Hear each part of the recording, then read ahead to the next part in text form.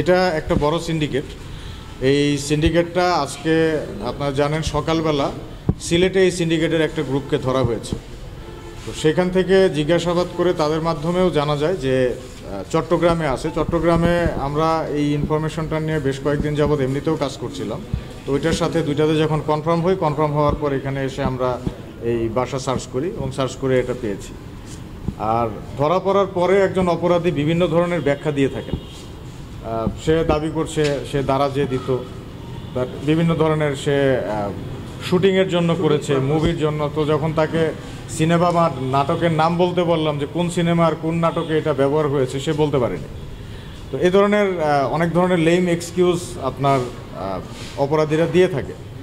তো এটা তাকে আমরা অ্যারেস্ট করে আইনানুগ ব্যবস্থা গ্রহণ করছি। পরবর্তীতে বিস্তারিত জিজ্ঞাসাবাদের জন্য যদি রিমান্ডে নিয়ে আসতে চায় পুলিশ, নিয়ে আসলে সেখানে হয়তো আরও ডিটেলস জানা যাবে। না, কোনো কিছুই আপনি জাল টাকা তো কোনো অবস্থায় তৈরি করতে পারেন না।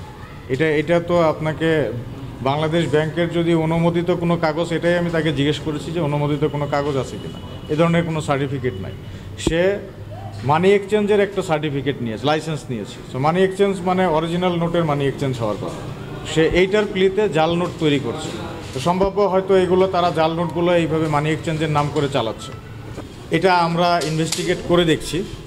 তো এখন আমরা আইনানুগ ব্যবস্থা নিব। পরবর্তীতে বিস্তারিত জিজ্ঞাসাবাদ করে এবং আরও এর কেসের যে আয়ও থাকবেন সে হয়তো তদন্ত করে দেখবেন যে আরও এটার সাথে লিঙ্ক আছে কিনা।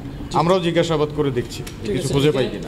এটা আপনি একটু খেয়াল করেছেন যে বাংলা টাকাটা আমাদের দেশে আমাদের টাকা চলে, আর অন্যান্য টাকাগুলোর মধ্যে যেগুলোর একটু মান বেশি এই ধরনের টাকাগুলো সে প্রিন্ট করেছে, যাতে একটা ইউরো চালিয়ে দিতে পারলে সে বেশ ভালো অ্যামাউন্টের টাকা উপার্জন করতে পারে। সম্ভবত ওই চিন্তাভাবনা থেকে তারা এই একটু দামি মুদ্রাগুলাই প্রিন্ট করেছে।